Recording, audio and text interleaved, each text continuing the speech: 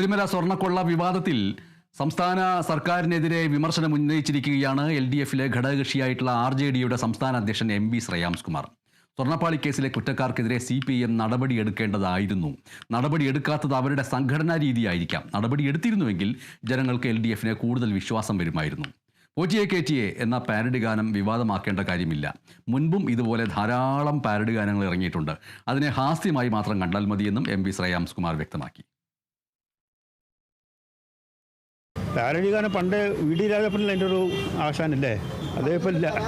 അതൊക്കെ പരാതിപ്പെടുന്നവരുടെ അത് ഞാൻ പറയുന്നത് മുമ്പെങ്ങനെ ഉണ്ടായിട്ടില്ല എന്നുണ്ടെങ്കിൽ പരാതിപ്പെടാം. മുമ്പ് ധാരാളം ഉണ്ടായിട്ടുണ്ട്.